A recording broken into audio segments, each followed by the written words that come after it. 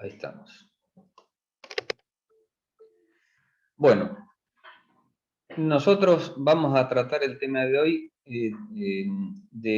o mejor dicho, el tema de hoy trata de la medición de resistencias de valores extremos.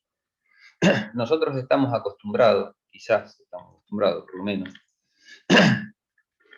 lo que han visto hasta ahora, siempre la resistencia tiene dos terminales.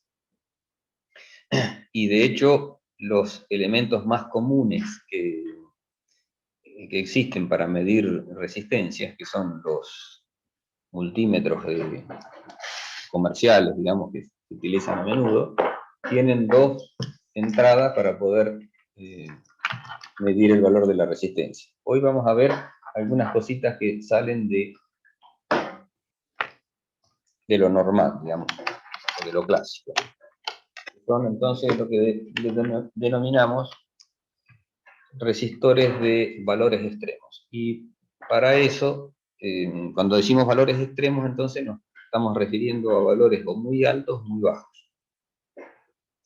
Vamos a empezar con las resistencias de valores altos. Estamos pensando en resistores de megohms.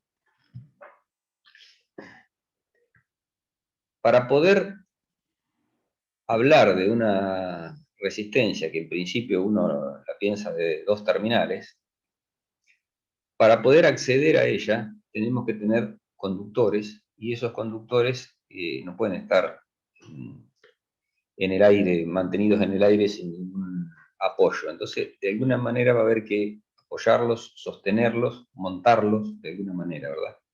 Y ese montaje siempre se va a hacer a través de un material aislante. Entonces, aquí en esta figura nosotros tenemos esquematizado un resistor R que está montado sobre un material aislante que es este que yo estoy señalando aquí. Nosotros tenemos dos conductores, dos terminales que les hemos llamado A y B, que son los terminales propiamente dichos del resistor R. Pero debido a la existencia de este montaje, del cual no nos vamos a poder liberar, porque de alguna manera hay que sostener el resistor, debido a este montaje, cuando nosotros apliquemos tensión para poder hacer una medición de la resistencia por alguno de los métodos conocidos, digamos. Pensemos en principio que es el más simple, voltímetro y amperímetro, además el más didáctico. Entonces nosotros le vamos a aplicar tensión entre los bornes A y B y vamos a tener una corriente I que va a estar formada o compuesta por un grupo de corriente, que es la corriente R, que realmente pasa por la resistencia, pero además tendremos un grupo de corrientes que son las corrientes IS1 y IS2, que son las corrientes que van a ir por la superficie del aislante de montaje, y la corriente IB, que es la corriente que va a ir por el volumen de ese material aislante de montaje. Se hace la diferencia entre esas dos corrientes porque son de un comportamiento diferente también.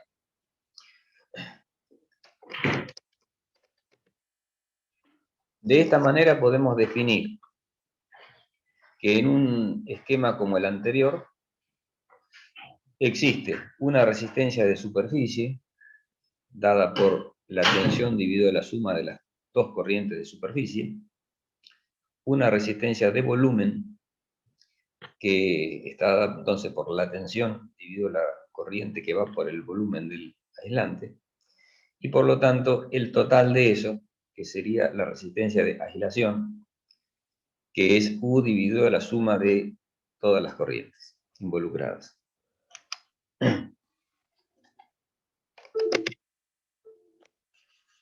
Si no se toma ningún recaudo de medición, ningún recaudo de ningún tipo, y medimos la resistencia o consideramos la resistencia como un conjunto, lo que estamos midiendo, la resistencia medida, será la tensión dividido la corriente que nos interesa, que es IR, más la resistencia de aislación. Y eso en definitiva no es más que medir el paralelo de las dos resistencias, R paralelo RA. Cuando medimos en estas condiciones, estamos, como lo que queremos medir es R, y lo que se termina midiendo en definitiva es RM, se está cometiendo un error de los que nosotros denominamos error sistemático. Como estamos midiendo un paralelo, y en el paralelo la resistencia total es menor que la menor de ellas, estamos cometiendo un error negativo. Estamos midiendo de menos, por lo tanto es negativo el error. Y si aplicamos la definición de error, como tenemos que hacer siempre en estos casos que queremos obtener una expresión matemática del error, valor medido menos valor verdadero dividido valor verdadero o valor verdadero convencional, entonces obtenemos que el error relativo sistemático en la medición de esta resistencia, R, será R dividido R más RA. Este será el error sistemático.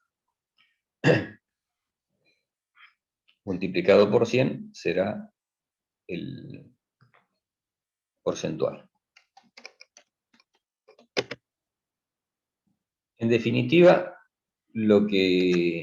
como empezó la historia, empezó así, y lo que se terminó midiendo entonces es R paralelo RA, que traía consigo un error sistemático que veremos cómo lo tratamos, cómo lo consideramos, en ciertos casos se tendrá en cuenta, en ciertos casos no se tendrá en cuenta, se verá. Pero lo que nosotros queremos ver ahora, a ver si puede haber alguna forma de definición, de montaje, de definición de una resistencia de este tipo para que nos saquemos el problema de encima, que nos saquemos el problema de la existencia del error sistemático. Entonces vamos a tomar la configuración superior para hacerle algunas modificaciones, vamos a tratar de hacerle algunas modificaciones de manera de ver si podemos solucionar el problema.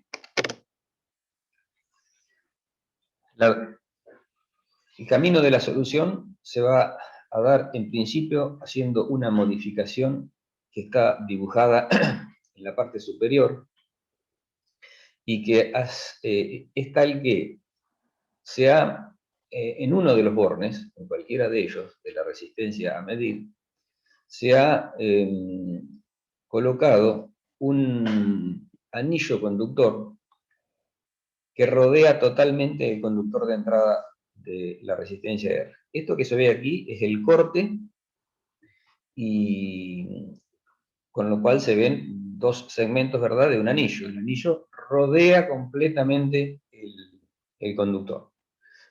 De tal forma de que, si esto es, de tal forma de que nos ha quedado el material aislante del centro de ese anillo totalmente diferenciado del resto del cuerpo del aislante, ¿cierto?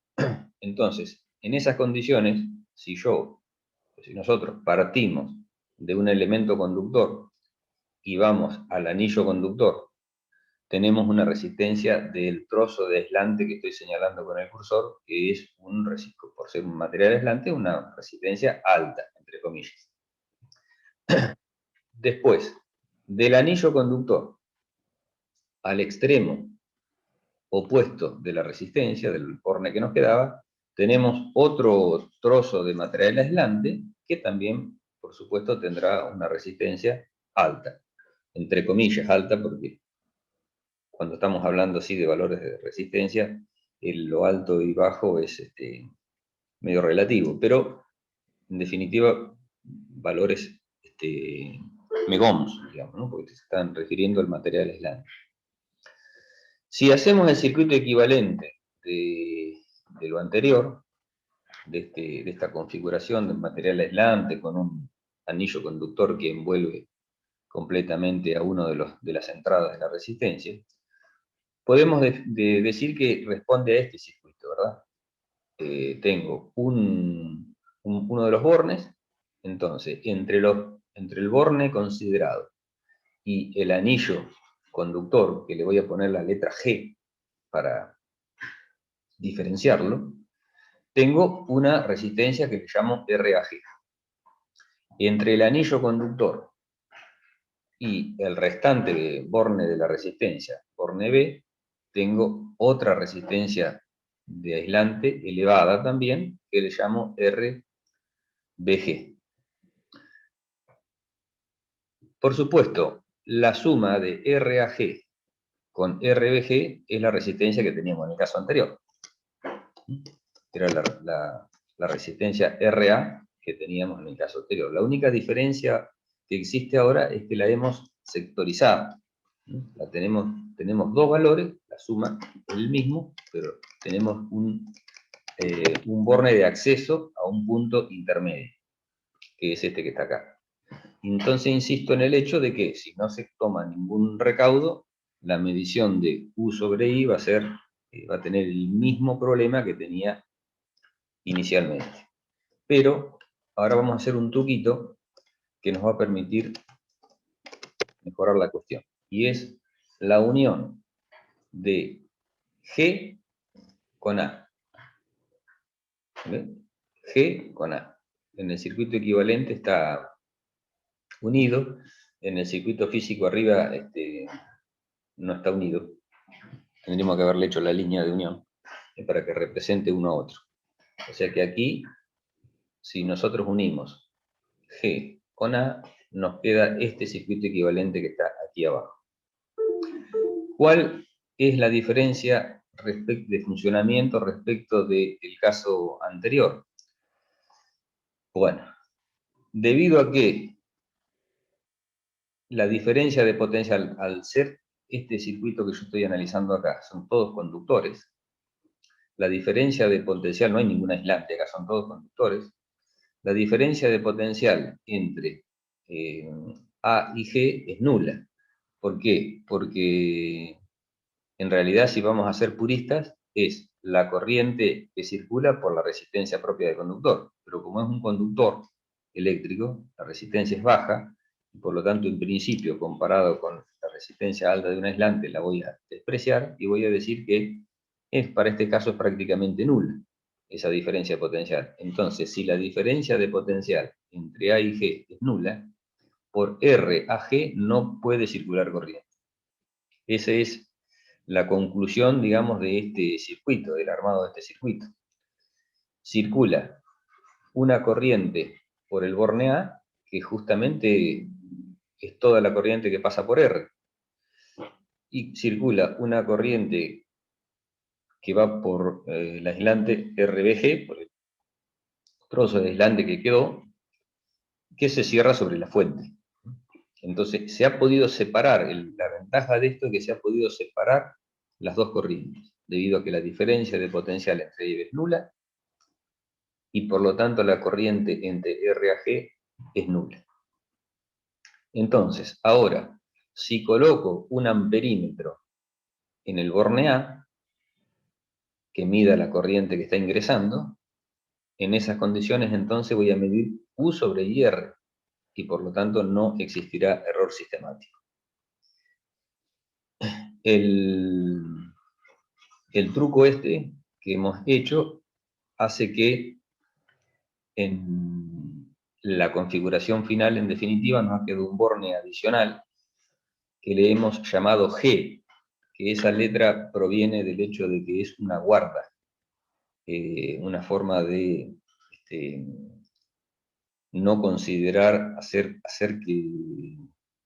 un circuito de guarda para que la corriente que nos interese no esté influida por la resistencia de aislación. Así que un circuito, una resistencia de valor alto, como la que estamos analizando, para poder desligarnos del error sistemático que conlleva la existencia de otras resistencias a su alrededor, por ejemplo, como en este caso que lo explicamos, la resistencia de montaje. Para poder desligarnos de la misma, necesitamos un terminal más, que es el terminal G de guarda. Por lo tanto, una resistencia de valor alto está definida, en lugar de estar definida por 2 terminales, está definida por 3 terminales. Entonces, si nos llega a nuestras manos una resistencia de este tipo, ya a la vista sabemos que es una resistencia de valor alto. En algunos casos, la resistencia vendrá definida con los 3 terminales. En otros casos, el operador, o sea, el que está midiendo, el que está analizando el problema, tendrá que generarse su terminal de guarda para poder medir en condiciones adecuadas. Si una cosa quería decirles que me había olvidado al principio, que es interesante tenerlo en cuenta, digamos. Si nosotros estuviésemos midiendo la resistencia como en esta configuración, en el cual estamos incluyendo en la medición de resistencia todas las corrientes involucradas, una de ellas la de superficie. La resistencia es totalmente variable en función de esas corrientes. Estas corrientes de por sí son variables. Por ejemplo, la corriente de superficie es muy influenciada por la suciedad que pueda depositarse en la superficie del aislante, en la humedad, fundamentalmente en la humedad del ambiente, que influye en la resistividad de esa superficie. Si esto lo rociamos, por ejemplo, con agua, tiene una cierta conductividad, es intuitivo que va a variar notablemente esa corriente. Y me viene a la memoria una anécdota, por decirlo de alguna manera, que cuando cuando yo era estudiante, que esta medición se hacía, hacíamos una práctica, la materia era anual y hacíamos una práctica de medición de resistencia, daba risa porque el ayudante nos decía, bueno, ahora voy a hablarle a la muestra y le voy a hacer cambiar el valor. Y daba risa porque, claro, se hablaba arriba de la muestra y el índice de la aguja del instrumento variaba notablemente, que era que le estaba aportando al hablar, le estaba aportando humedad a través del aliento a la muestra y varían notablemente. A ese nivel. O sea, es posible que uno lo mida un día seco a una resistencia de esta y le dé un valor. Y cuando la requiera repetir al otro día, que es un día de humedad porque se largó a llover o lo que sea, le dé un valor total, pero totalmente diferente. Con lo cual uno va a decir, ¿qué está pasando? Está pasando esta cuestión. Está pasando que estamos midiendo, no hemos definido bien a la muestra y por lo tanto la muestra está altamente variable, comprometida con las condiciones atmosféricas. No así la resistencia de volumen, que es muchísimo más constante, porque no está influenciada en principio por el exterior y por lo tanto más fácil de determinar. Si en esta configuración, bueno, vamos a pasar a la configuración final, en el cual se ha colocado aquí un amperímetro.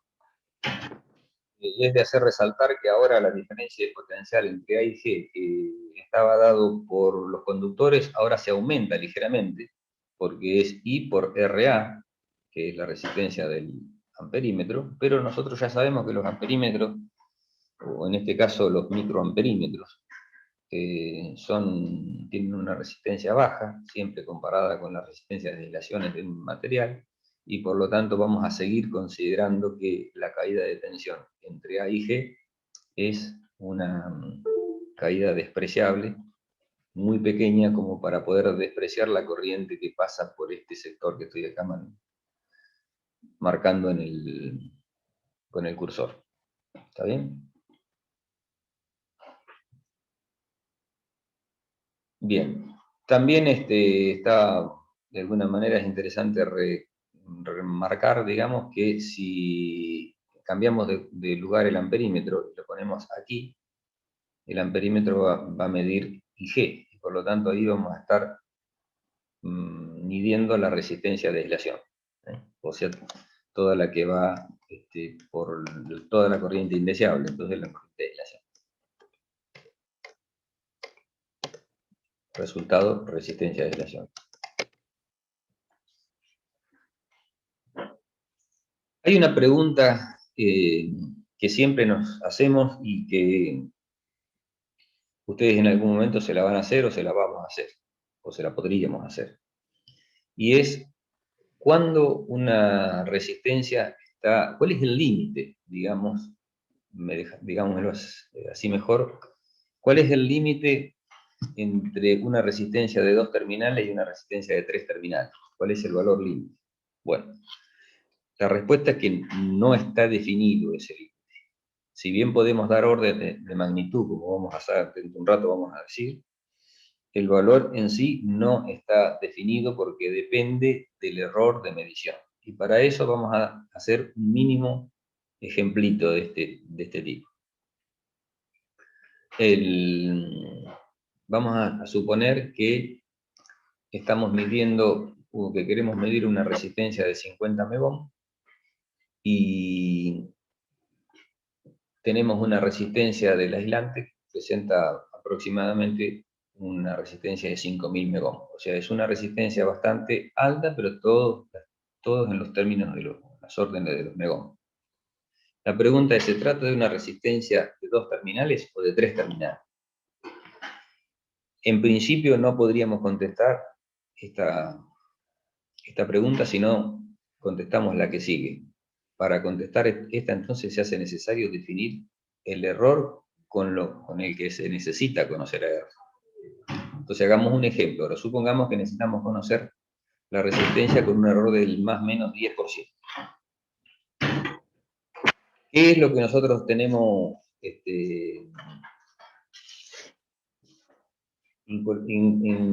inculcado, digamos, en la cabeza, hasta ahora que venimos hablando de eso? Siempre decimos que existen dos errores fundamentales, digamos, que siempre a tener en cuenta, que es el error fortuito y el error sistemático. El error sistemático tiene signo, en ciertas condiciones se lo puede desafectar, en ciertas condiciones puede ser sistemático indeterminado y no poder descontarlo o desafectarlo, que son sinónimos. Entonces hay que recurrir a algún elemento, a alguna forma de medida para o sacarlo afuera o no tenerlo en cuenta. Entonces, vamos a, bueno, y además de eso, ¿qué hemos dicho hasta ahora? Hemos dicho que cuando el error sistemático es mucho menor que el error fortuito, lo ignoro, lo desprecio, no lo considero, ¿verdad? Si son del mismo orden de magnitud, tendré que ver qué hago, si lo desafecto o si cambio de método de medida. Insisto en el hecho que desafectarlo, que es descontarlo de la medida, para eso hay que conocerlo muy bien y a veces uno no lo conoce tan bien como para desafectarlo. Entonces hay que recurrir a cambiar de método. Pero cuando decimos que lo ignoramos, que lo despreciamos, que es sinónimo de decir lo ignoro, no lo tengo en cuenta, cuando es mucho menor que el fortuito. Y cuando consideramos en medidas eléctricas que es mucho menor que el fortuito, cuando es un orden de magnitud menos. O sea, cuando el error sistemático es 1/10 del error fortuito, con el que necesitamos conocer la muestra, lo ignoramos. Entonces, calculamos aquí el error y aplicando la formulita, y nos da menos 1%. O sea que estamos midiendo menos 1% por debajo, cuando nosotros nos alcanza perfectamente para el trabajo que estamos haciendo medir al más menos 10%. Esto significa que, con lo que acabamos de decir, lo podemos despreciar, o sea, lo ignoramos. Hacemos de cuenta de que no existe.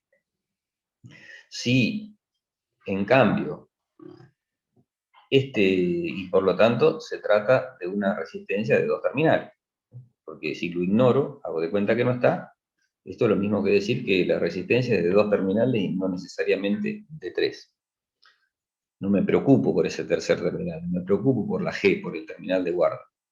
Ahora, si el criterio cambia y necesitamos medir esta resistencia con un error del 1%, entonces la cuestión cambia, porque tengo un error sistemático del 1% y necesito conocer la muestra con un error fortuito del 1%. Ya no tengo no es despreciable uno frente al otro. Por lo tanto, tengo dos caminos.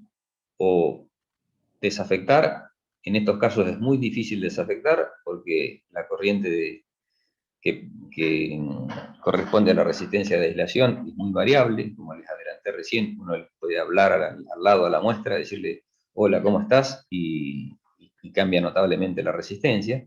Por lo tanto, no puedo desafectarla porque ese valor es muy variable, muy desconocido. Siempre molesta, complica la medida, pero de un valor no determinado, como para poder introducirlo en una fórmula y desafectarlo. Cambiar de método en este caso, en definitiva, es colocar un tercer terminal que va a ser el terminal de guarda. Y por lo tanto, necesito medir al 1%. Tengo un error sistemático del 1%, la resistencia es de 3 terminales. En 10 minutos se va a acordar el Zoom, entramos mejor dicho, en todos los Zoom que haga falta. No sé si serán 2 o un poco más. Entramos sin demora.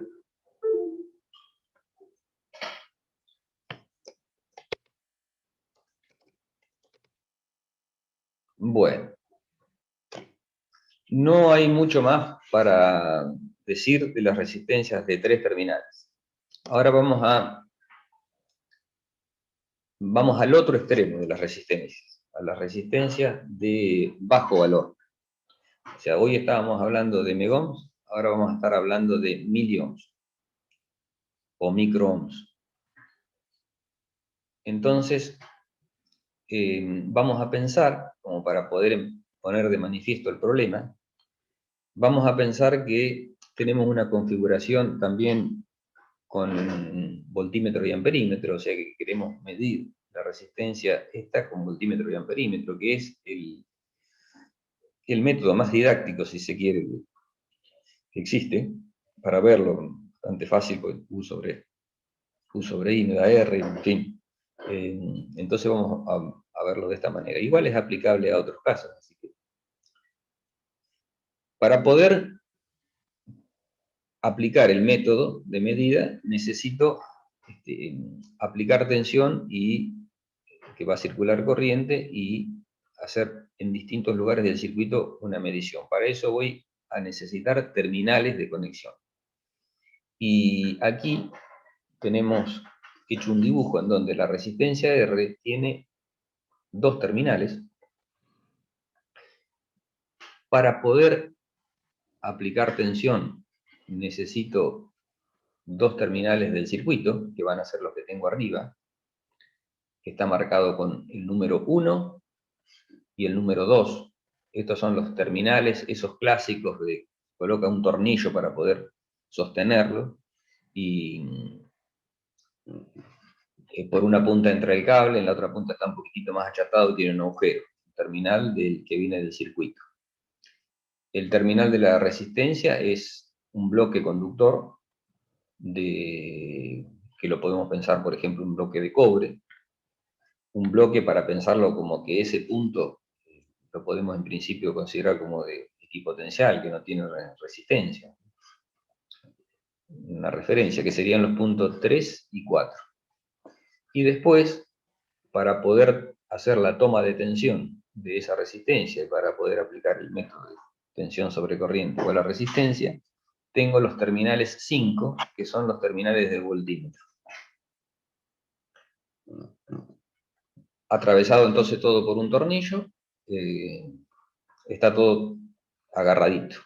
La resistencia del material aislante ni me preocupo, no dibujo, porque esto en el aire no puede estar, va a estar sostenido con un aislante, pero eso no me preocupa porque es tan alto, ahora se invirtió la condición, por lo tanto es tan alto que no va a pesar, no va a haber un problema.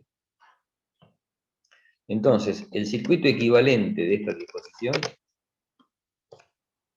es el siguiente. Lo podemos pensar así. Mire, les conviene por ahí hacerse un esquema de pensamiento porque, como vamos a ver enseguida y como pasaba también en la resistencia de 3 terminales, hay dos posibilidades: que esta configuración la realice el operador de la medida, aquella persona que está encargada de hacer una medición o de resolver un problema, o que venga de fábrica, digamos, esto resuelto. Vamos a pensarlo como que lo tenemos que resolver nosotros para poder pensar.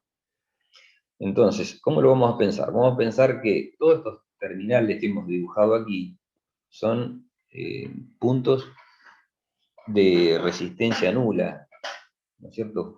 Porque son voluminosos, podemos pensarlo así, y de pequeña longitud, de tal forma de que no tienen resistencia. ¿En dónde se va a presentar la resistencia? La resistencia se va a presentar en la unión de los dos conductores. Eso se puede estudiar. Las resistencias de contacto de dos metales está estudiado, y una de las conclusiones a la que se llega en forma bastante experimental es que la resistencia de contacto tiene una expresión que es una constante dividido la fuerza elevado a una determinada potencia. Y esa constante y esa potencia dependen del estado de la superficie, del tipo de metales, pero no depende demasiado de la superficie en sí. O sea, no quiere decir que una superficie mucho más grande que otra tenga una resistencia muchísimo mejor. Bueno, eso se puede estudiar. Lo que sí se puede pensar y es válido es que cuanto más fuerza, o sea, cuanto más ajuste este tornillo, como está en el denominador, menor va a ser la resistencia de contacto. ¿Hasta dónde? Y hasta un determinado nivel, ya después mucho no se va a poder mejorar. Y hay trucos para mejorar esa disposición, esa resistencia. No nos vamos a meter en esos trucos porque no se utilizan en lo que hace a resistencia. Se utilizan aparatos de maniobra, en interruptores, en seccionadores, de alta tensión, etcétera, pero no las resistencias es el valor que da. Vamos a pensar lo que es el valor que da. Entonces, entre 1 y 3 tengo una resistencia de contacto que le llamé RC13, resistencia de contacto 1,3. De la misma manera, tengo la resistencia 4,2 en el otro terminal, resistencia de contacto 4,2. Del mismo punto 1, tengo otra resistencia de contacto al bloque 5, que es el terminal del voltímetro, que le voy a llamar resistencia de contacto 1,5. Y por supuesto, su hermanita, resistencia de contacto 6,2, que corresponde al otro terminal. Entonces, fíjense qué circuito equivalente nos ha quedado. Un circuito en el cual, en serie con la resistencia a medir, que es R, tengo la resistencia de contacto 1,3 y la resistencia de contacto 4,2. Las resistencias de contacto entre la alimentación y el voltímetro, la RC62 y la RC15, quedan en serie con un voltímetro. La resistencia del voltímetro es grande, en cualquier caso, es grande comparada con resistencias de contacto que del orden de magnitud son los microohms. Entonces, no tiene sentido considerarla, es como que no estén acá en el circuito, porque están en serie con una resistencia muy alta que la del voltímetro. Por supuesto que lo que va a medir el voltímetro va a ser lo que aparece en 1,2 a través de un divisor de tensión. La diferencia del potencial 5,6 va a ser la misma que la diferencia potencial 1,2. Por lo tanto, esas dos resistencias es como que no existen. Pero estas dos sí son complicadas, porque son resistores del orden de los microohms, pero la resistencia R probablemente es también del orden de los microohms. Entonces, si tuviera una configuración así, ¿qué es lo que va a encontrar el operador? Y va a encontrar que mide ahora un valor, dentro de un rato otro valor, por ahí se aflojan las uniones y se vuelven a ajustar y cambian notablemente, porque están metidas estas dos resistencias que son erróneas, que traen aparejado un error en la medición de resistencia R, que es la que quiero medir. Entonces tenemos que hacer algo para evitar esta cuestión y medir sin el error. Este error es un error sistemático también, porque estoy midiendo ahora de más. Hoy medía de menos, ahora mido de más, porque estoy adicionando dos resistores que no quisiera tener en el circuito. Lo que mido entonces, si no se toma ningún recaudo, nuevamente con el mismo razonamiento de hoy, si no se toma ningún recaudo, lo que mido, R medido, es R de contacto 1,3 más R, que es lo que quiero medir, más R de contacto 4,2. Y por lo tanto esto acarrea un error sistemático que es el error absoluto dividido el valor medido, o el valor, mejor dicho, el valor verdadero convencional, perdón, es R. Bien, entonces estábamos en esta diapositiva en donde nos mostraba que tenemos la resistencia medida, el error es un error de más, medimos de más, y bueno, es la suma de las dos resistencias de contacto que habíamos considerado, dividido el valor verdadero de la muestra, que es R. Bien, entonces, de la misma forma que hoy tratábamos de idear un truco, digamos, para poder evitar este error, ahora vamos a tratar de evitar de la misma manera este error. Y el truco va a ser bastante simple, digamos, va a ser, en definitiva, tratar de que el voltímetro, en lugar de tomarse del punto 1, se tome del punto 3. Es bastante simple la solución. El resultado va a ser una conexión que difiera de la anterior y que pase a ser algo así. Entonces, partimos de la alimentación en el punto 1 del circuito y tenemos una resistencia de contacto entre 1 y 3, que es el borne de la resistencia medida. Y entre 3 y 5 tenemos otra resistencia de contacto que nuevamente queda en serie con el voltímetro y que no trae ningún tipo de problema, no acarrea problema. Por lo tanto, ni me preocupo por ello. Y ahora, ¿qué es lo que hice? ¿Qué es lo que se ganó? Simplemente con cambiar la posición de las conexiones, la posición física de la conexión. Dejar fuera del circuito la resistencia de contacto 1,3.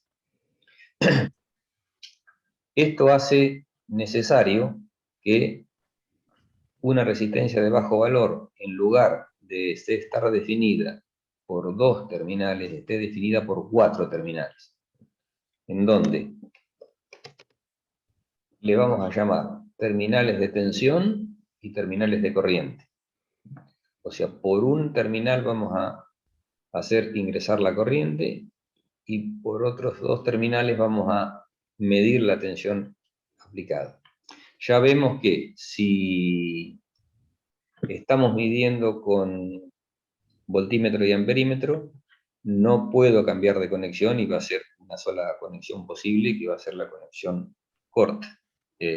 No hay otra posibilidad, a diferencia de la resistencia de 2 terminales, porque físicamente no lo podría hacer. Aquí tiene que ir siempre el voltímetro, y aquí el resto del circuito, que es por donde se va a inyectar la corriente.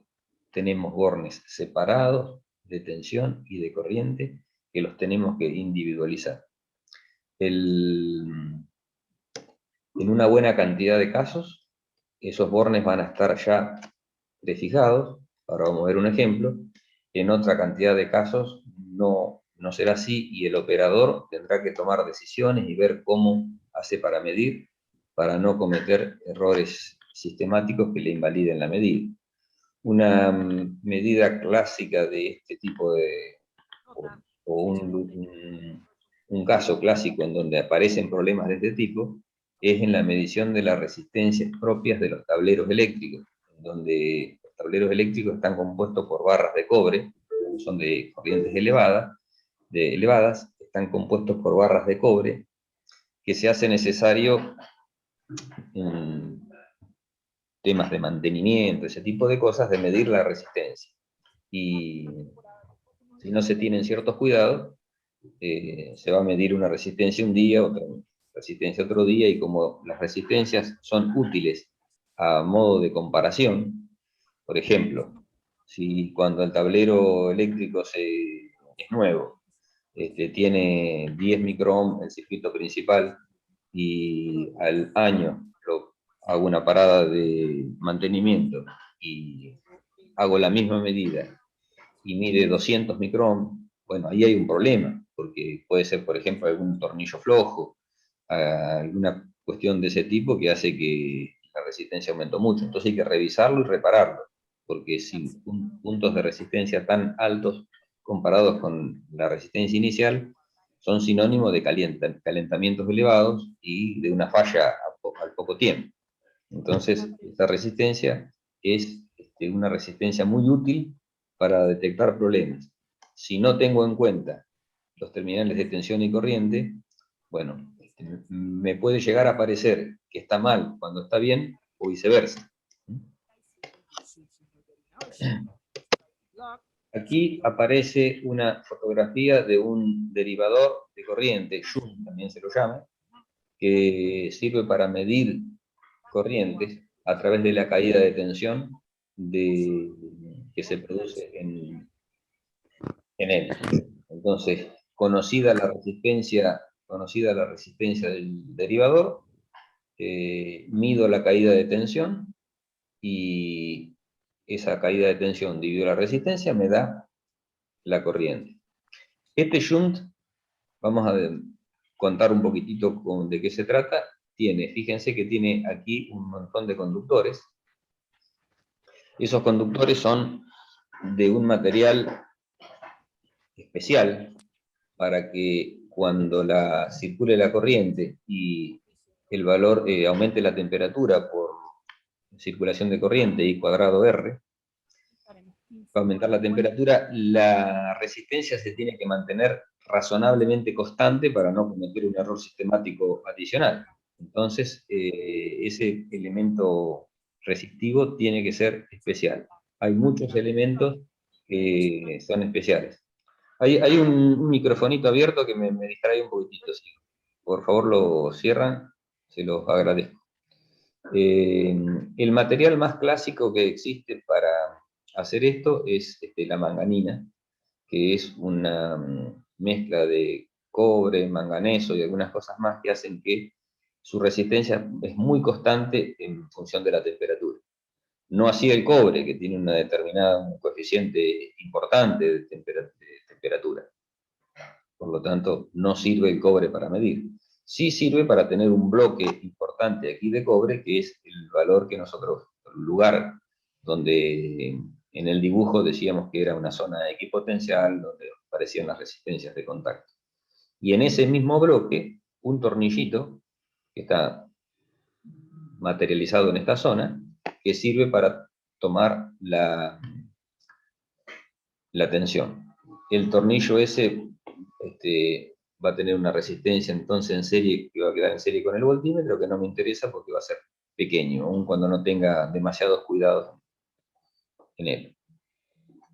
Así que esto los fabricantes lo hacen así para que de la forma constructiva sirve para que disipe, muchos conductores disipan mejor la temperatura que uno solo, y por lo tanto de esta manera, con menos cantidad de elementos conductores, logran tener una corriente mayor. Estos elementos también sirven para ajustar el shunt o el derivador, porque generalmente uno quiere un número redondo, digamos, de valor de resistencia, por ejemplo, que es eso, 100,00 microohms, por ejemplo. Entonces, para poder lograr ese 100,00, se va desgastando los elementos conductivos, por ejemplo, con una lima, para obtener el valor. Eso hoy día también se hace así. Por eso estos que son generalmente, estos elementos conductores que son generalmente cilíndricos, uno puede llegar a verlos, si los mira con detalles, que bueno, tienen como una zona en donde está limado, que es con el objetivo de ajustarlos entonces. Aquí dice, como ayuda a memoria, construir cuatro terminales de modo de poder eliminar el efecto de resistencia a contacto es nuestro objetivo. Como se aprecia en la siguiente fotografía, un resistor real de bajo valor viene con los bornes hechos. En el caso aquí presentado se provee de fábrica, en otros lo deberá construir el usuario, como por ejemplo en el caso de los tableros eléctricos. Motores eléctricos también se aplica, transformadores también se aplica lo mismo, para vender los transformadores de potencia que alimentan nuestros barrios en casa, nuestras casas, son transformadores potentes que ustedes seguramente ya los han visto. En algunos casos están enterrados, en otros subidos a algún palo. Para cuando el fabricante los vende, uno de los parámetros que se tiene que medir es la resistencia. Y la resistencia sirve para muchas cosas, sirve para verificar la temperatura de los aislantes internos. Si se mide mal, la temperatura se va a medir muy mal. En fin, podríamos dar algunos ejemplos más, pero me parece que la idea queda bastante determinada ya. Aquí hay otro ejemplito de un shunt. Fíjense que aquí este estaba en el aire, ¿no es cierto? Aquí está sobre un aislante. La resistencia del aislante no me interesa porque estamos hablando de microohms. Entonces tenemos el elemento conductor está aquí, elemento de manganina seguramente, o hay otros elementos también que se utilizan, se llama Cantal, hay el nicrom. La manganina es muy útil porque tiene propiedades importantes con respecto a los demás, pero puede ser cualquiera de ellos. Aquí se ven los terminales de corriente, tomados con un tornillo importante, porque va a circular la corriente, una corriente en principio importante, por lo menos en principio importante comparada con la que va a tomar el circuito de tensión que sale por aquí donde estoy señalando, que es un voltímetro, y por lo tanto cualquier tornillo mínimo sirve. No va a haber problemas, por más que esta resistencia que quede en serie con el circuito de tensión sea mucho más elevada que esta otra que queda en serie con el circuito de corriente. Acá sí puede haber calentamiento. Aquí no pasa absolutamente nada.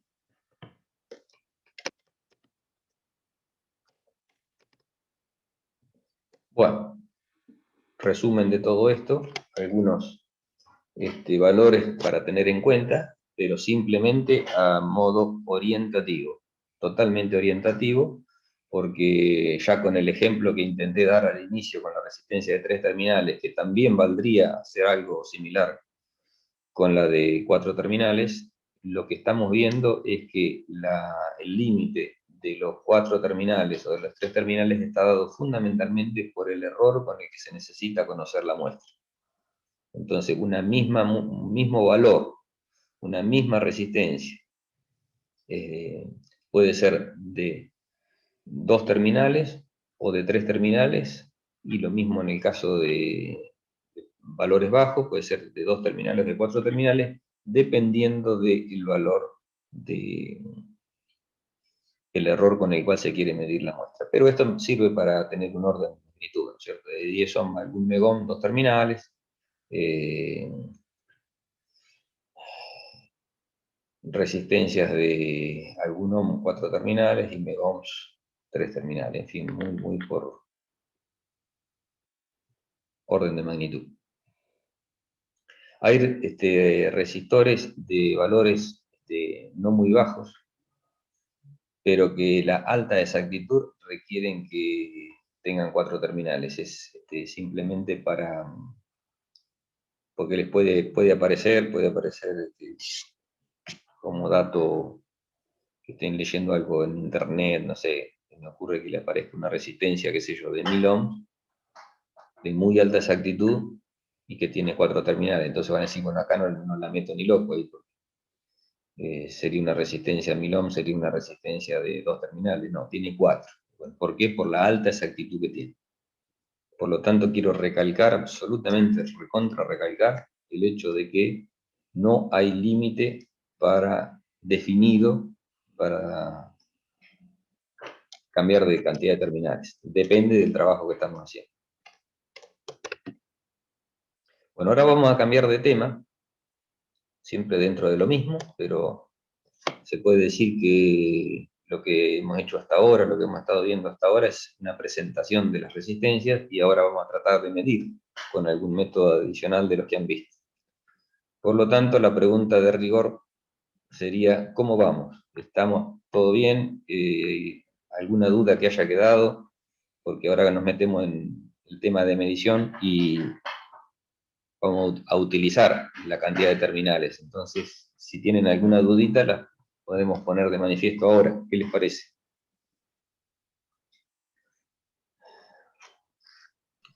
Yo por ahora veo bien, así que... Buenísimo, bien. Yo tampoco.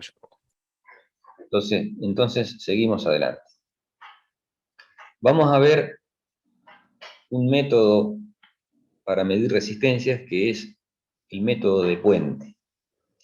El método de puente siempre ha sido un método muy bueno porque se logran errores bajos.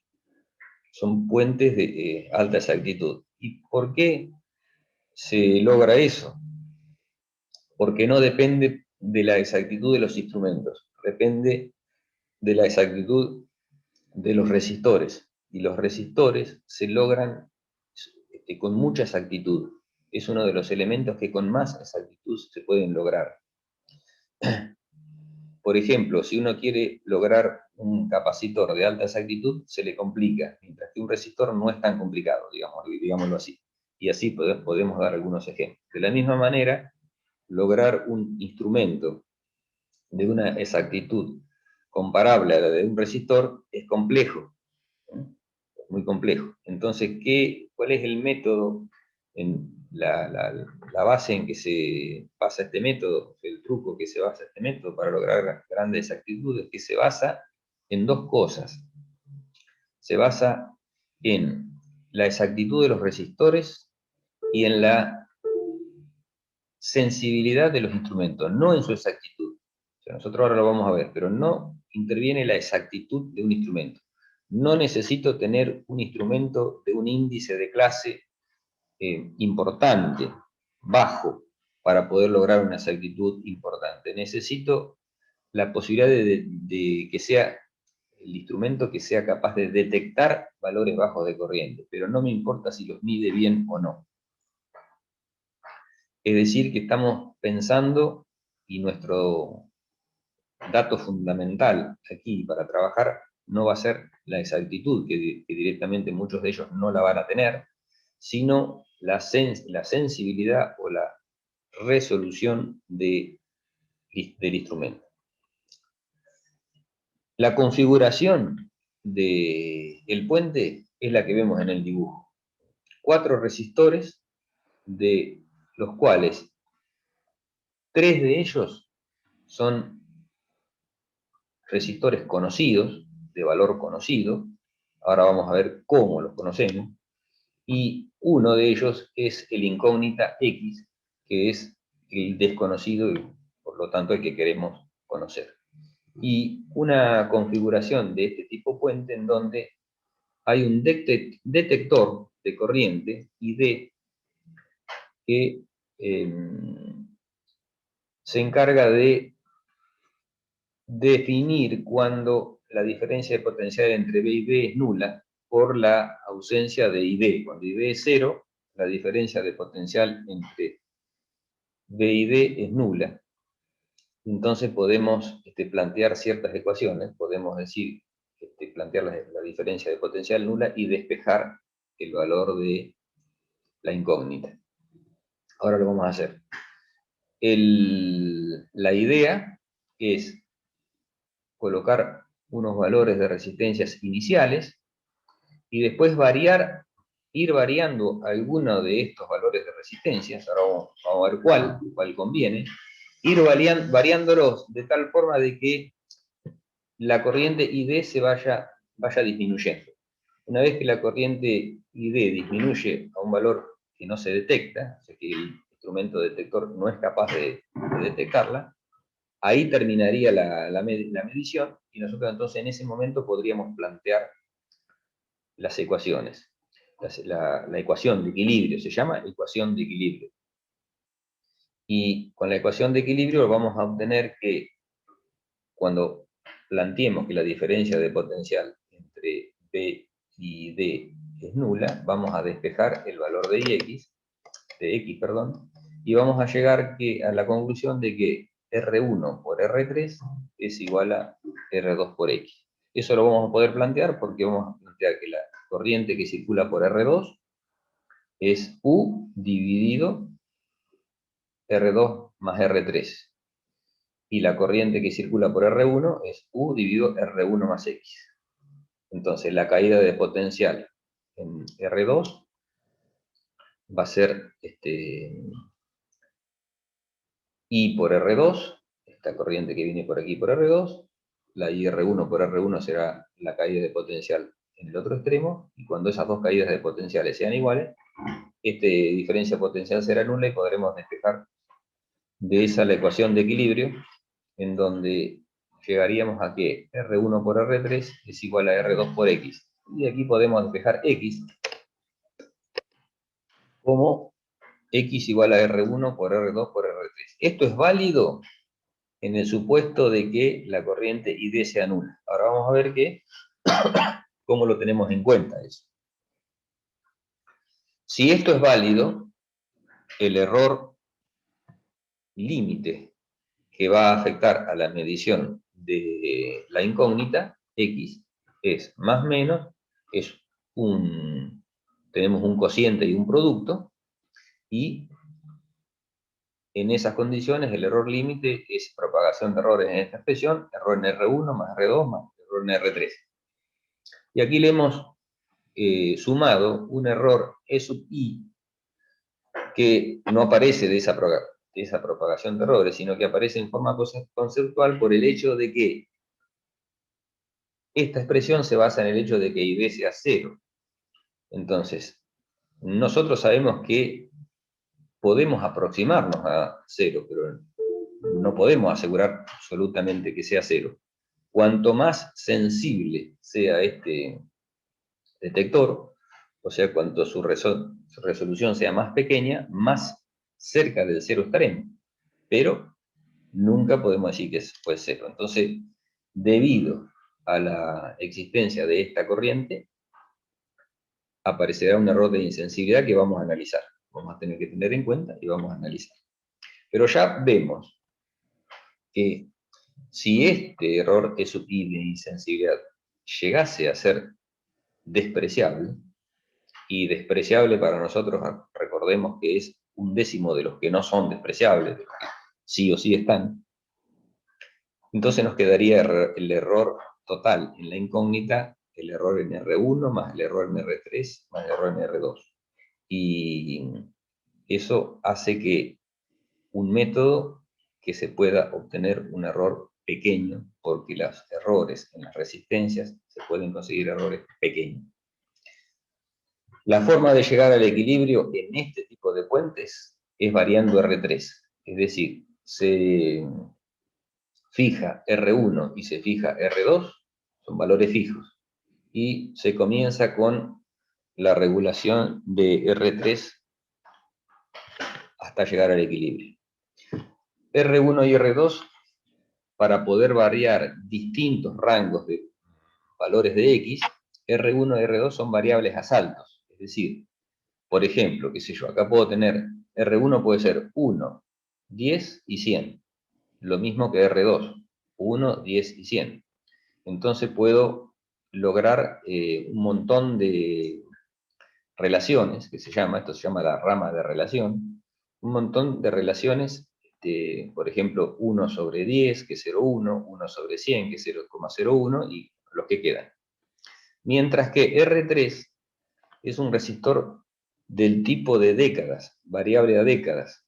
Ya se los hemos presentado como resistores, que son resistores en los cuales tienen, por ejemplo, qué sé yo, 4 décadas, la década por 100, por 10, por 1 y por 0,1, y son resistores que en principio los puedo pensar como que voy colocando en serie distintos tipos de valores de resistencia con un cursor, con una llavecita y voy agregando ese tipo de resistencia, valores de resistencias. Entonces, los saltos que se pueden obtener, que se llama también resolución de la resistencia de R3, el mínimo salto que se puede obtener es el valor de la década más pequeña. Por ejemplo, en el caso de R100, resistores de 100, 10, 1 y 0,1, la resolución será 0,1 y puedo ir tomando valores de saltos de 0,1 ohm,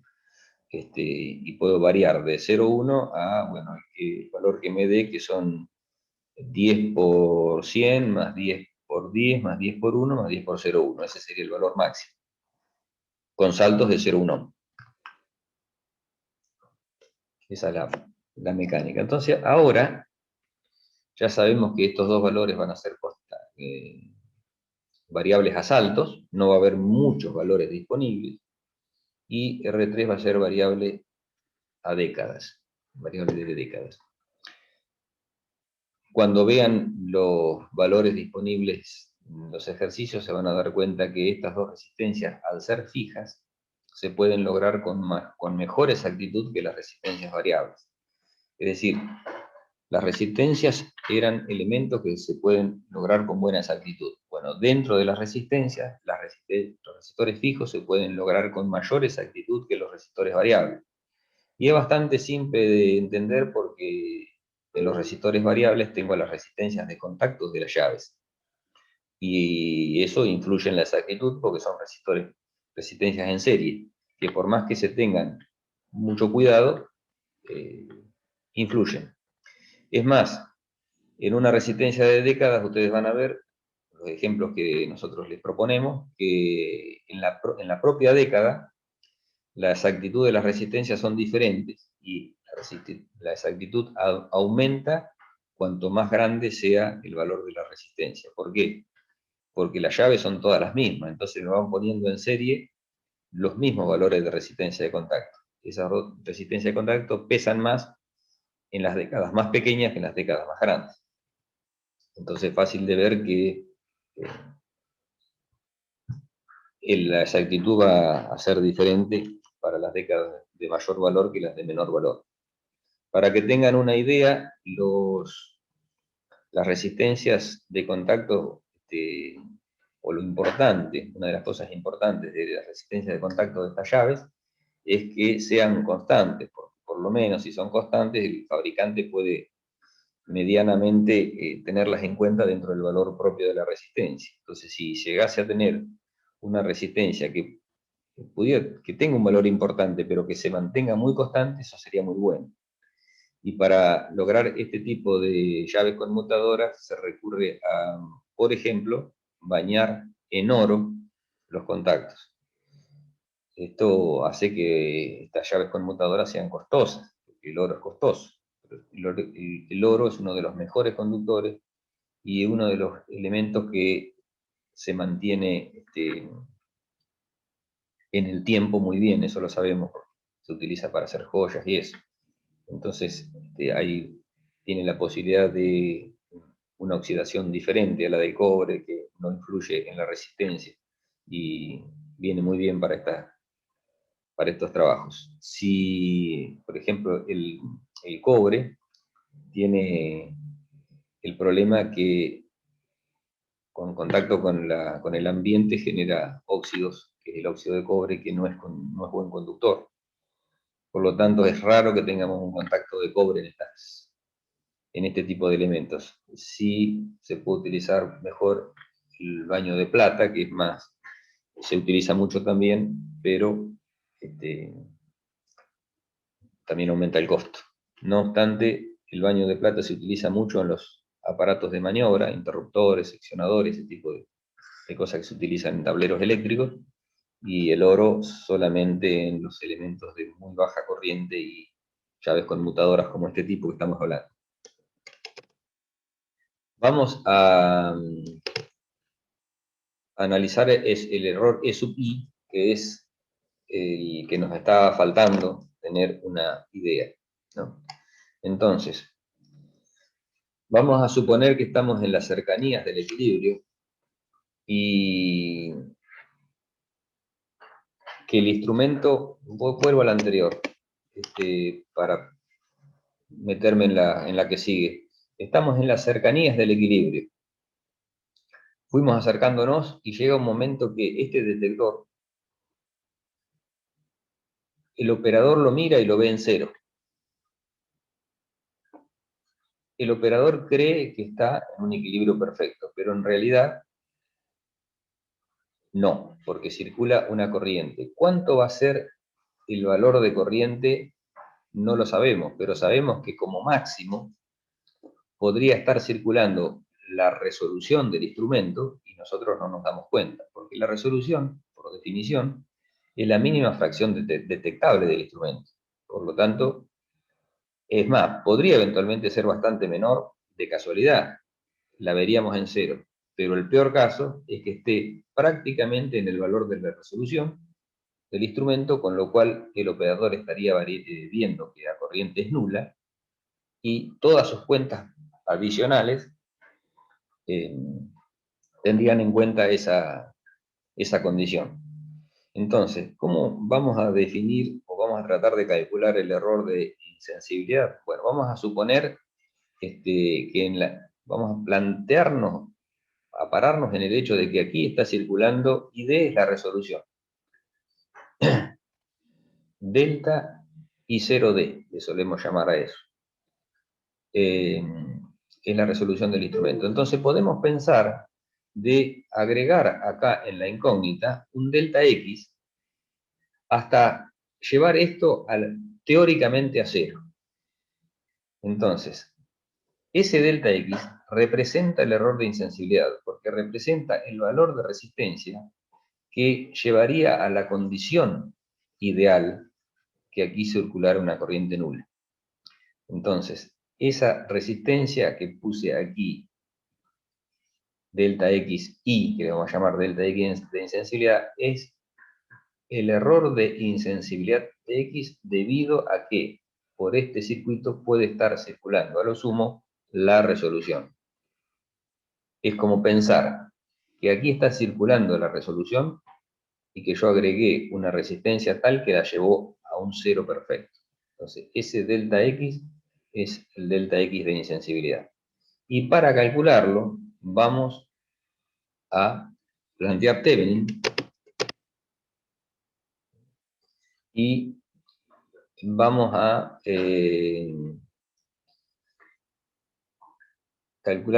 plantear Thevenin en la expresión anterior, colocando ese delta X adicional que hemos puesto, que lo definíamos aquí abajo, está como delta X de insensibilidad.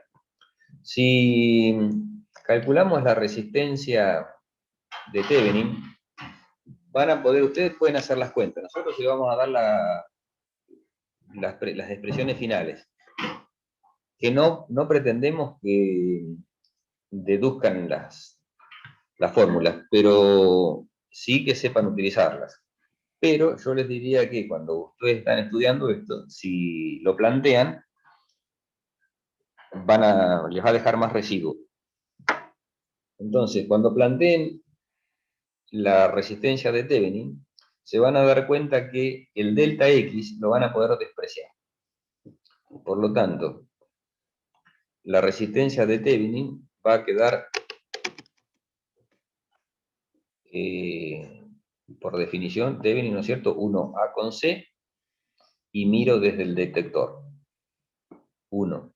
Anulo la tensión, cortocircuito, por lo tanto A me queda unido con C, y miro desde el detector.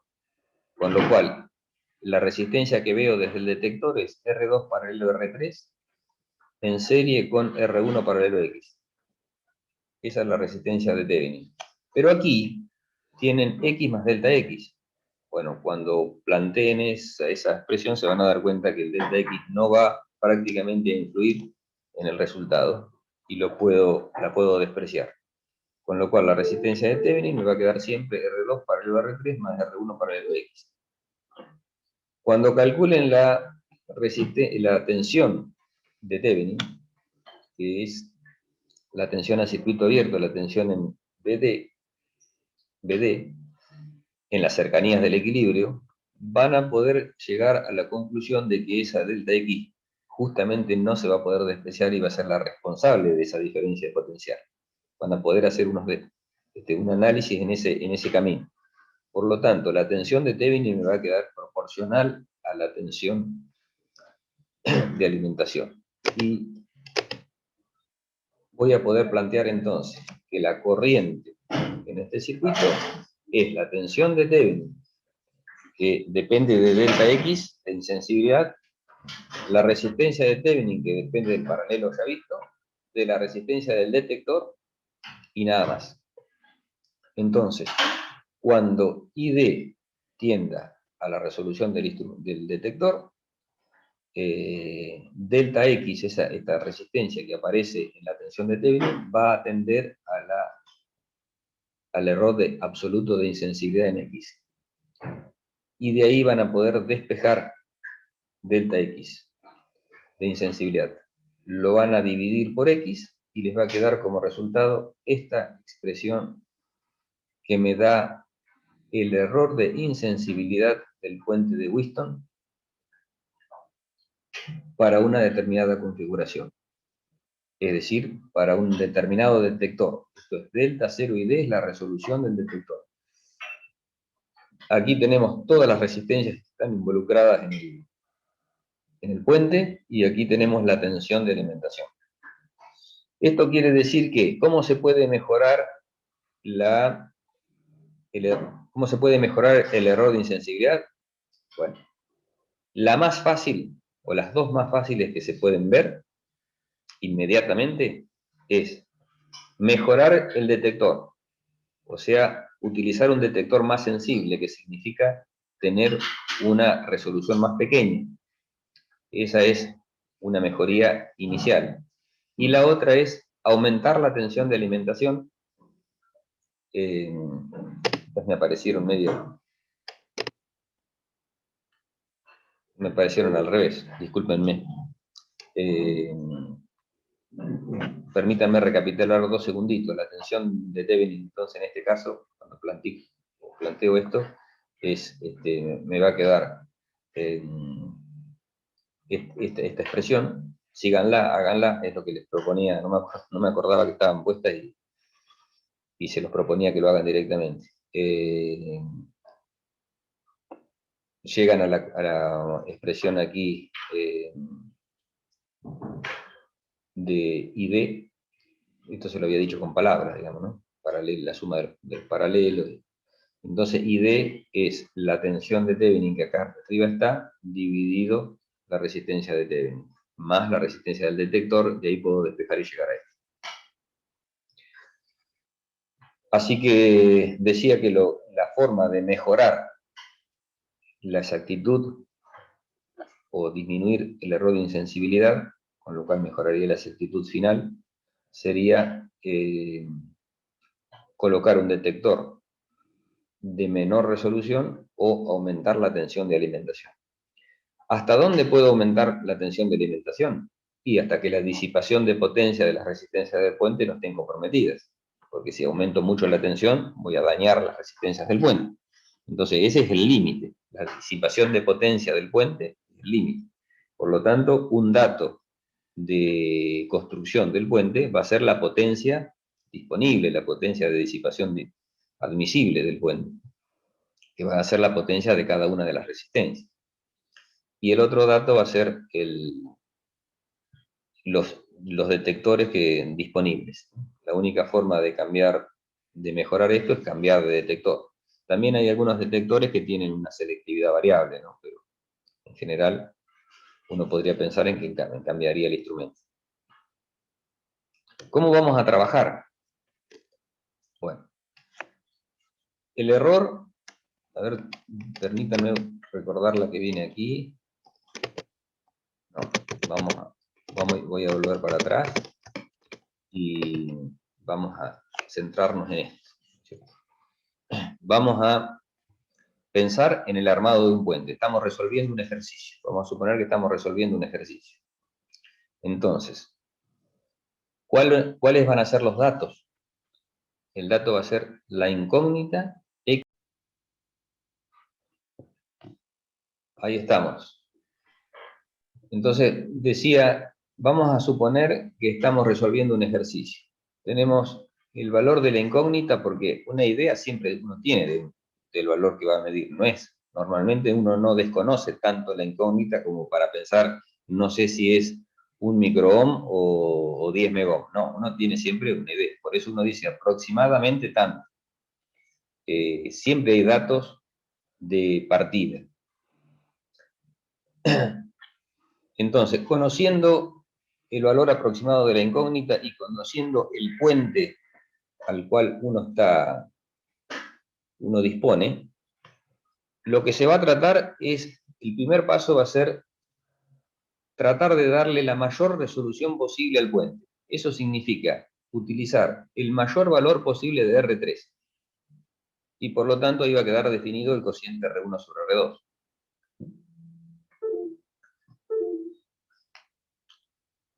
Por ejemplo, si estoy midiendo 1000 ohms y tengo posibilidad de obtener 10.000 ohms en R3, el cociente R1 sobre R2 tendrá que ser 0,1. Por lo tanto, habrá que ver qué puente se dispone. Hay dos tipos de puentes. Uno de esos tipos de puentes es, se puede regular R1 y R2 por separado. Y en otro tipo de puentes se regula directamente la relación. Entonces, en el primer caso, R1 y R2 se pueden regular por separado. Bueno, 0,1 se puede obtener con 10 sobre 100 o se podría obtener con 100 sobre 1000. Los dos valores son posibles. Hay métodos para definir cuál es el mejor valor, pero yo les diría que en nuestra etapa lo único que interesa es que utilicemos cualquiera de los dos en principio, y en función del resultado. El resultado va a ser medir en las mejores condiciones del puente. Y medir en las mejores condiciones del puente es medir con error R1 más R2 más R3, error en R1 más el error en R2 más el error en R3, y que el error incisiva sea despreciable. Eso es sacarle el mayor provecho al puente. Entonces, el primer paso va a ser obtener el mayor valor de R3 posible. Una vez que obtuve ese mayor valor de R3 posible, despejo cuál tiene que ser el cociente para que esa relación se mantenga. Entonces, en el ejemplo, 1000 ohms podría haber puesto R3 1000 y R1 sobre R2 1. O podría haber puesto 10.000 y R1 sobre R2 0,1. O podría haber puesto 100.000 en R3. Pero bueno, 100.000 ya no lo voy a poder lograr en R3, así que el máximo valor sería 10.000. Con esa idea vamos a trabajar. Me fijaré en cada puente qué valor disponible tengo de la década R3 para tratar de buscar el mayor valor compatible con la incógnita, de manera que sea de todas las R3 posibles el mayor. Con lo cual despejo R1 sobre R2. En esas condiciones tengo el puente armado ya. Entonces, me queda definir el error de insensibilidad con el que quisiera trabajar. Bien, como el dato de error en R1, error en R2 y error en R3 es conocido, lo sumo a los tres. Lo divido por 3 y ese será el error límite de E sub I. Trato de que sea 1/10 de la suma de los 3 anteriores para que lo pueda despreciar. Con lo cual, en esta última expresión que tenemos aquí, no entraría, si es que lo puedo lograr.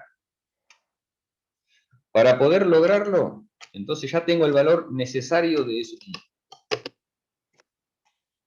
Si tengo el valor necesario de E sub I, me meto en esta expresión que está de aquí abajo, y ahora es cuestión de probar un par de valores, delta I0B y U.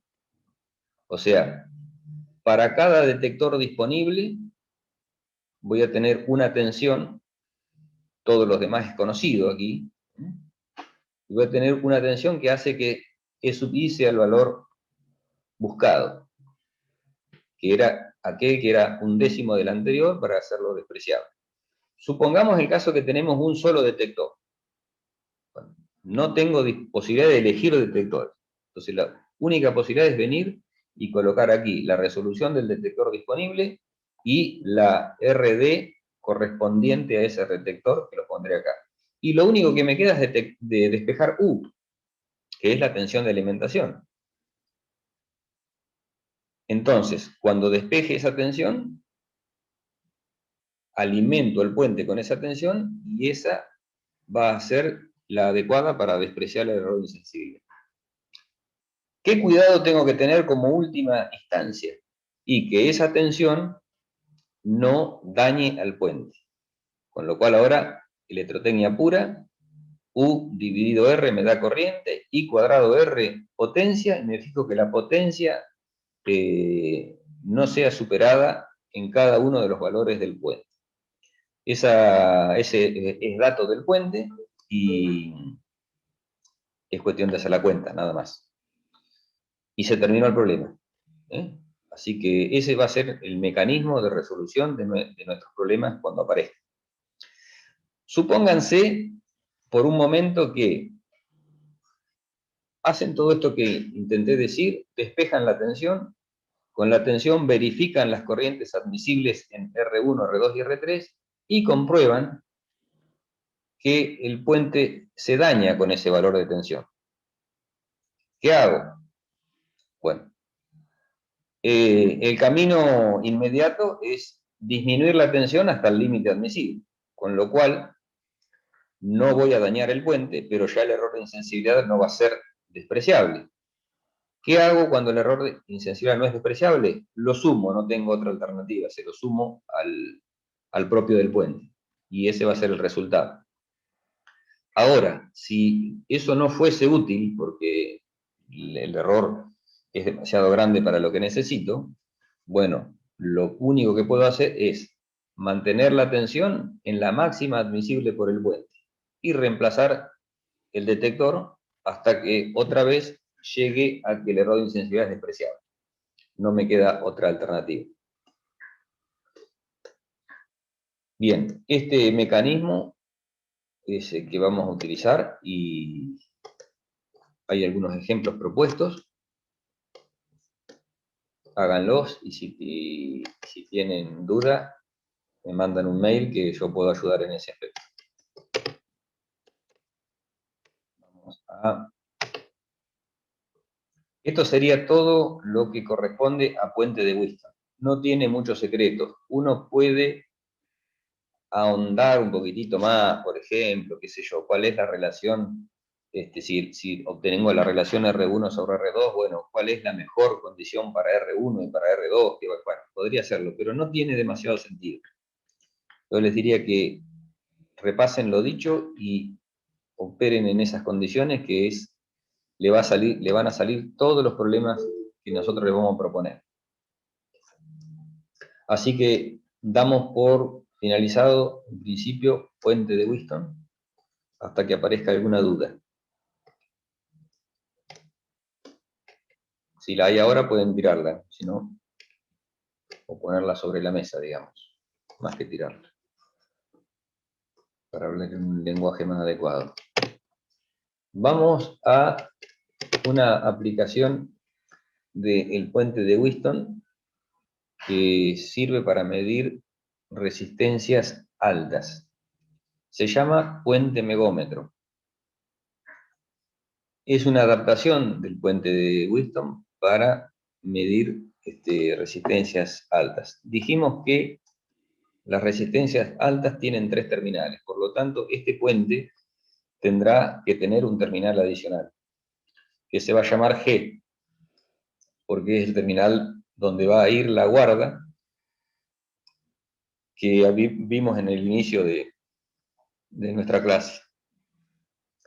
Si se fijan y hacen un poquitito, van para atrás un poquito, el puente de Wheaton tiene solamente 2 terminales. Por lo tanto, si me apareciese una resistencia de 3 terminales, me es imposible conectarla, no tengo físicamente la posibilidad de conectarla. Aun cuando el rango de medición diese, no puedo conectarla y tendría que unir G con A, y con lo cual me diría, nuevamente, tendría el problema inicial de que estaría midiendo con un error sistemático. A veces sucede, cuidado con eso, porque hay puentes que tienen una posibilidad de medir resistores muy altos, pero al tener 2 terminales, miden con error sistemático. A veces hasta miden con exactitudes importantes, pero también con errores sistemáticos importantes que dependen de la construcción de la muestra. Entonces, ¿cómo se hace la modificación del puente, este tipo de puente de Wheaton para medir resistores elevados? Una cosa adicional que hay que decir aquí, y es que estos puentes se utilizaron mucho para hacer mediciones de resistencia de aislación, de muestras. Entonces, la resistencia de aislación tiene, entre muchas variables, tiene una variable que es la tensión de alimentación. O sea, puede variar con la tensión de alimentación. Es un resistor que no necesariamente es un resistor lineal, como otros resistores que son lineales, que aumenta la tensión que se le aplica y la resistencia sigue valiendo lo mismo. Eso sería un resistor lineal con la tensión. Las resistencias de aislación no siempre lo son, y por lo tanto se hace necesario que para comparar 2 materiales aislantes, se hace necesario decir a qué tensión fueron medidos. Y por lo tanto, los puentes megómetros y los elementos que se utilizan para hacer estas medidas hoy en día aplican una tensión constante a la muestra. Y por lo tanto, en un puente de este tipo, para poder alimentar con tensión constante la muestra que va a estar conectada entre los bornes A y B, la única posibilidad es hacer, la tensión está aplicada entre A minúscula y C minúscula, ¿verdad? Y por lo tanto, esa tensión aplicada tendría que ser prácticamente la tensión aplicada entre A mayúscula y B mayúscula. Y eso se logra haciendo que R1 sea lo más pequeña posible respecto de X, que va a estar conectada entre A mayúscula y B mayúscula. De esa forma se va a formar un divisor resistivo, y la caída de tensión va a estar prácticamente en la muestra. La otra condición de que va a aparecer aquí es que el resultado X, que va a ser R1 sobre R2 por R3, tiene que ser un valor grande, ¿cierto? Porque estamos midiendo valores grandes. Entonces, tendrá que ser R3 lo más grande posible, y nuevamente se tiene que dar la relación de que R2 sea pequeño frente a R3, porque la caída de tensión también va a conservar la misma condición que la anterior. Entonces, para hacer valores de R3 grandes, hacer los variables es complicado, por lo tanto R3 se deja fijo, y la variable aquí es R2. Así que R2 es un resistor variable a décadas, R1 es un resistor constante para cada medida, pero que tiene 3 o 4 valores fijos para lograr diferentes fondos, diferentes rangos, y R3 es un valor constante. Esto es un puente megómetro, y lo interesante de esto es que si nos retrotraemos al esquema anterior, sabemos que lo que queremos medir está entre A mayúscula y B minúscula. Y después tenemos dos resistores que son resistencias del montaje, que están entre G y B y entre G y A. Bueno, son dos resistores altos también. El valor entre G, el resistor entre G y A queda en paralelo con el detector. Por lo tanto, no influye. Cambia la sensibilidad del detector, simplemente la empeora, pero no influye. Y el resistor que está entre G y B queda en paralelo con R3. Por lo tanto, lo único importante sería que R3 sea mucho más pequeño que ese resistor para no cometer error sistemático, y es lo que hacen los fabricantes de instrumentos.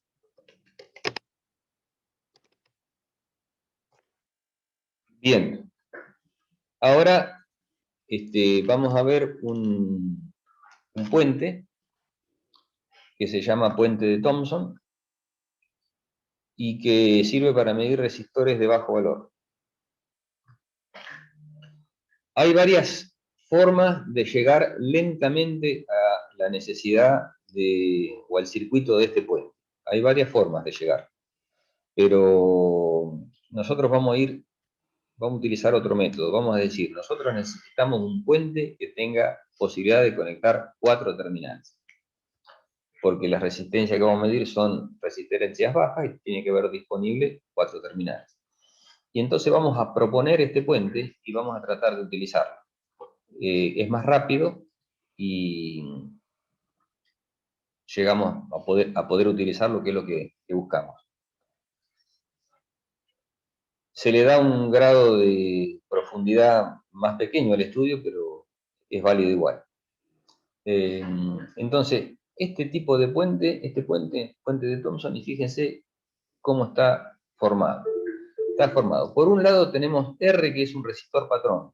Es un resistor de bajo valor y que por lo tanto tiene 4 terminales. Por lo tanto, aquí estoy señalando los terminales de corriente y los terminales de tensión. De la misma manera que el incógnita, que es X, que tendrá 2 terminales de corriente y 2 terminales de tensión, que estoy señalando ahora. Voy a unir esos dos resistores con una resistencia lo más baja posible. Le voy a llamar R0, un cable de una sección importante y de una longitud pequeña. Por lo tanto, resistividad ρ por L sobre S me da un valor pequeño de resistencia, el más pequeño posible. Ojalá pusiese encontrar el valor 0, pero no lo voy a poder encontrar. El valor mínimo que voy a tener ahí son las resistencias de contacto entre R0 y R y entre R0 y X. Ahora vamos a ver por qué, seguidito. Y después tenemos 4 valores de 4 resistores que van a variar de la forma que lo indica el dibujo, ¿cierto? R1 y R3 van variando a la vez. O sea, varía uno y varía el otro. Se suele decir que están en tándem. O sea que cuando varía uno, varía el otro. Van en tándem, van a la vez. Y después tenemos un circuito de inyección de corriente. Tenemos que pensar que R, R0 y X son valores muy pequeños. Supongamos microohms. Entonces, si queremos mantener constante aquí el valor de corriente, no existen valores de tensión tan pequeños y constantes. Por lo tanto, habrá que poner un determinado valor de tensión, por ejemplo, 6 volts, 12 volts, que son los valores clásicos que provienen de una batería, y poner una resistencia de regulación de tal forma de que fije la corriente. Por lo tanto, en este circuito la corriente va a estar dada por U sobre RR, o sea, U sobre R de regulación. La va a medir el amperímetro y va a ser una fuente de corriente para este circuito, porque los resistores del puente son bajos, muy bajos comparado con RR. Por lo tanto, esto es una fuente de corriente, así la puedo pensar. cualquier variación en este circuito no va a hacer variar la corriente. Entonces, fíjense, aquí hay un circuito que es un triángulo de resistencias. Si nosotros cambiamos ese triángulo a una estrella, eso es válido, lo podemos hacer, hay ecuaciones que lo permiten. Podemos pasar de este circuito, que está acá arriba, al circuito de abajo, donde cada uno de estos valores, RB, RA y RC, tienen un valor que vienen de las resistencias R4, R3 y R0. Si hicimos eso, ¿qué ganamos? Bueno, estos son los valores de esos resistores. Para hacer el cambio, podemos despejar de aquí. Si logramos eso, ¿qué logramos? Y logramos reducir el circuito a un puente de Wheaton, en donde una rama es la RC nueva que acabamos de calcular, más X. La otra es R más RB, y RA, que también la calculamos, me queda en serie con la resistencia del detector, con lo cual en las formulitas que aparezca la resistencia del detector, solamente queda sumarle RA. Y la ecuación de equilibrio es nuevamente el producto de las resistencias que están en los lados opuestos del detector. Es decir, R2 multiplicado por RC más X tendrá que ser igual a R4 multiplicado, R1 de arriba multiplicado por R más RB. Esta es la ecuación de equilibrio y de aquí hay que despejar X. Si despejamos X y le damos a RC y a RB los valores anteriores, estos que salen de aquí, se llega a una ecuación, da trabajo, da bastante trabajo. Se llega a una ecuación de este tipo, fíjense.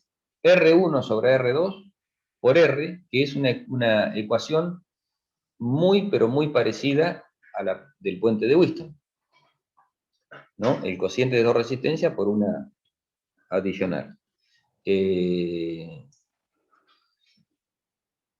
tenemos un término que depende de R0.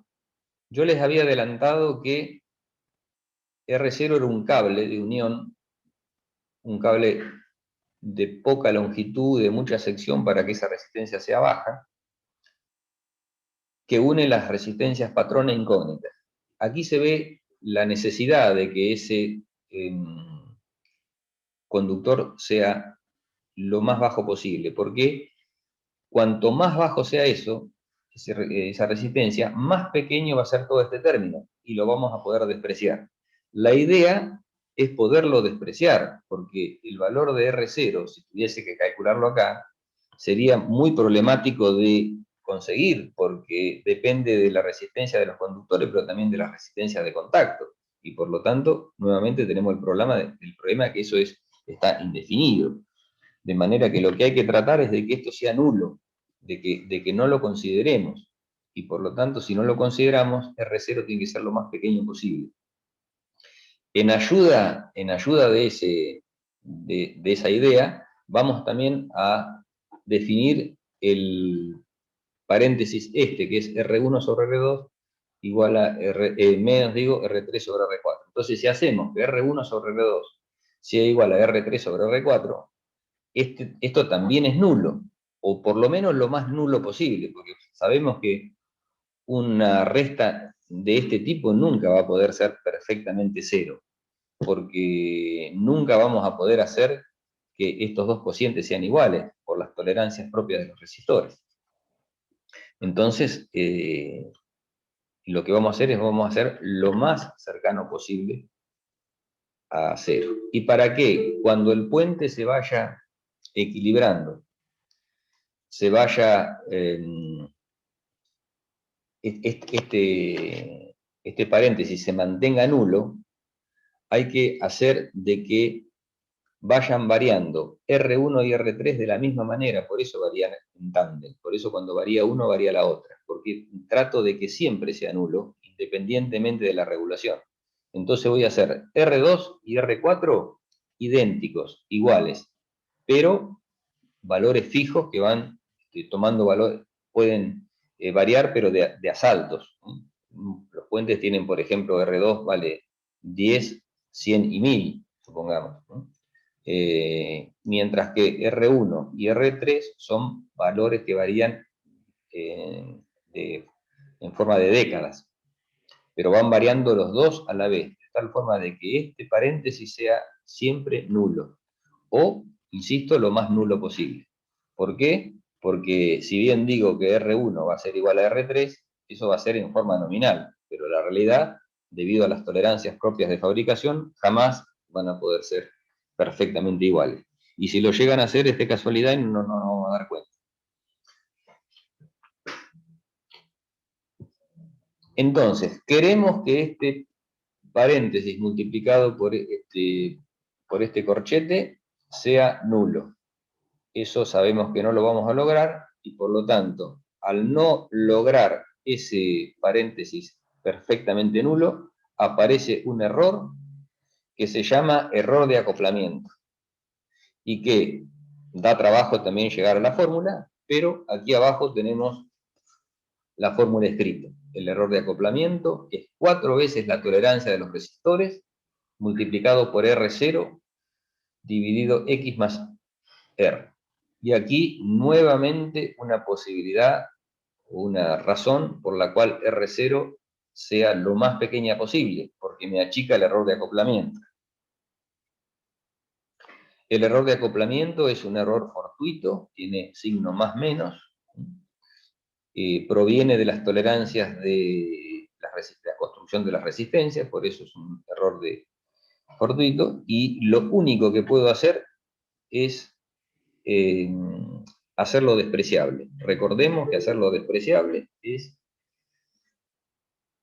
10 veces menor que la suma de el error en R1 más el error en R2 más el error en R. O sea, propagación de errores en esta expresión que es la que voy a utilizar. Sumo los 3 errores. El primer paso que vamos a hacer ya lo podemos plantear. Sumo los 3 errores y lo divido por 10 y vengo y lo pongo aquí, en el error de acoplamiento. Como X y R para una determinada construcción del puente van a ser conocidas, despejo R0 y me fijo que realmente R0 sea una resistencia bien baja, que la puedo estimar con ρ por L sobre S, por el pedacito de cobre que esté uniendo.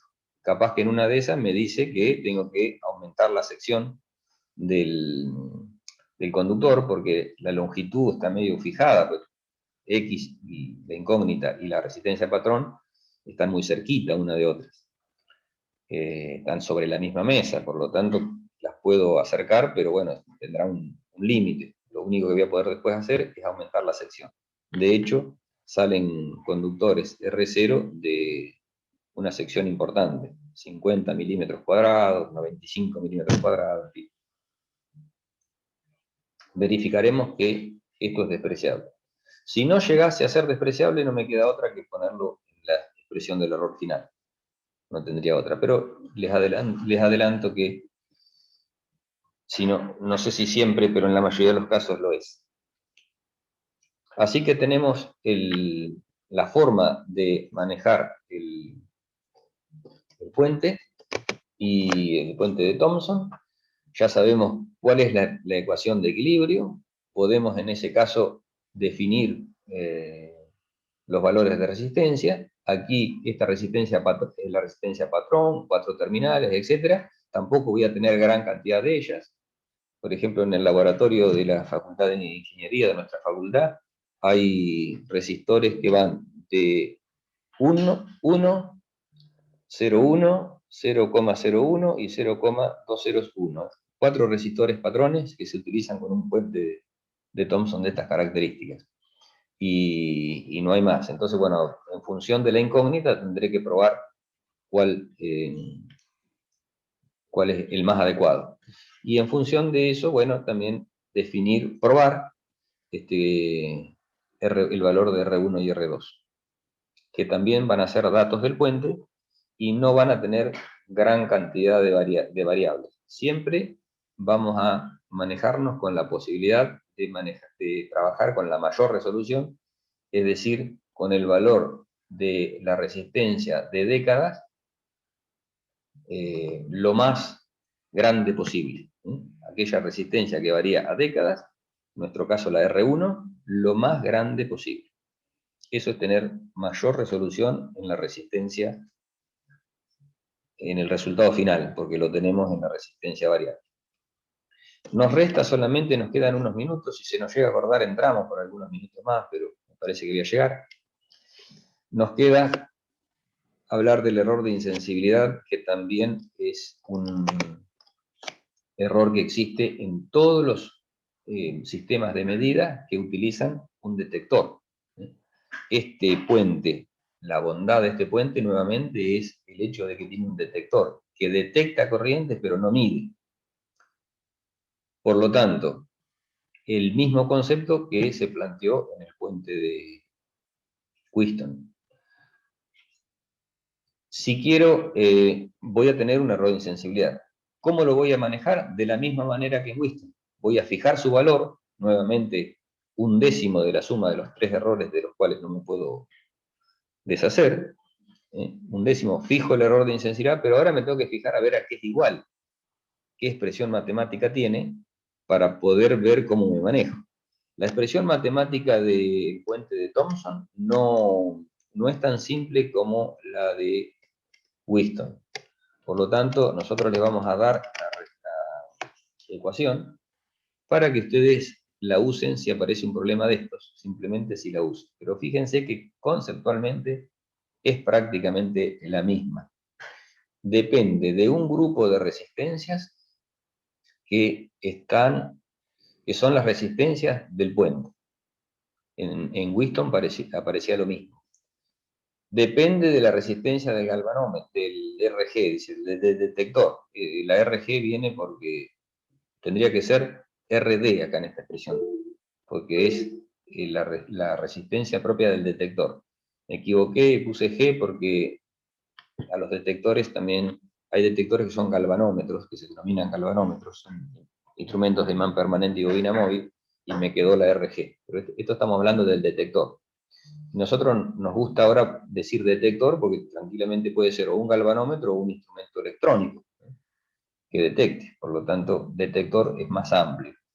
Tenemos la resistencia entonces del detector, la resolución del galvanómetro, del detector utilizado, el grupo de resistencias del puente, la incógnita en el denominador, y a diferencia del puente de Wheatstone, en donde aparecía la tensión en el denominador, aquí aparece la corriente en el denominador. Por lo tanto, no hay ningún tipo de diferencia. Hoy despejaba la tensión, ahora despejo la corriente. Y hoy despejaba la tensión y me fijaba que no dañe ninguna de las componentes del puente. Ahora hago lo mismo. Despejo la corriente y me fijo que no dañe ninguna de las resistencias R y X, que son las más vulnerables. A R0 va a ser un cable de una gran sección, no le va a hacer seguramente nada. Y si lo calienta, podrá variar el error de acoplamiento porque aumentará la resistencia, pero nada más, no es crítico. Lo crítico va a estar en la resistencia patrón y en la resistencia incógnita. Las caídas de tensión en X y en R son bajas, generalmente nunca va a traer problema R2, R4, R1, R3, nunca va a haber problema. Igual es dato del puente como para verificarlo, pero lo crítico va a estar en estas dos. O sea que despejaré la corriente y me verificaré que la potencia que esa corriente disipa en R y en X sea menor que la admisible. Y si eso no ocurre, tengo un solo camino que es el mismo que en Wheatstone. Fijo el valor de corriente en la máxima admisible y después varío el detector, no me queda otra. Y si ninguna de las dos me da resultado o no tengo detector adecuado, la única que me queda es calcular el error y adicionárselo a los errores en los resistores. No me queda otra. Aquí tenemos una fotografía del puente de Thomson de la facultad, en donde se ve las resistencias R1 y R3, que varían las dos. Aquí mecánicamente se ve que son variables a décadas, y mecánicamente están unidas, están aisladas eléctricamente, pero unidas mecánicamente, de tal forma que si varía una, varía la otra. Y aquí está R4, R4 y R2, que son variables con clavijas. Acá, por ejemplo, tengo el valor 10, el valor 50 y el valor 100. Entonces, al tener una clavija en valor 50 y valor 100, el único que me queda conectado en el circuito es el valor 10. Así que aquí tendría 10 en R2 y en R4. Esto es todo por hoy.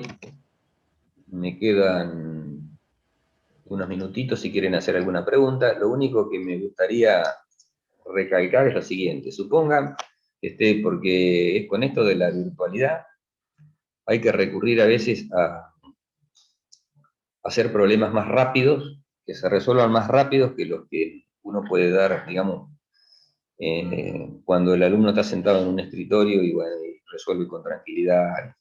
Entonces, por ejemplo, uno de los problemas que se me ocurre podría aparecer y que es muy rápido de resolver, es aquel en el cual un operador armó el puente de Thomson. O sea, no es que lo tienen que armar ustedes. Armar un puente da más trabajo que sacar conclusiones de un puente armado.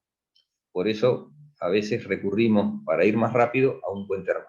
Un operador armó un puente de Thomson en tales condiciones. Entonces, si el operador lo armó, quiere decir que tiene todo definido. Tiene definido cuánto le dio a R1, cuánto le dio a R2, cuánto a R, qué valor le dio a R0, cuáles son las tolerancias del puente, cuál es la potencia admisible del puente. Son todos datos, o sea, está todo. Ahora hay que sacar conclusiones. Entonces, el problema puede decir, el operador llegó al equilibrio, obtenga el resultado y saque conclusiones. Bueno, la primera conclusión importante que se me ocurre hacer es verificar que la potencia admisible del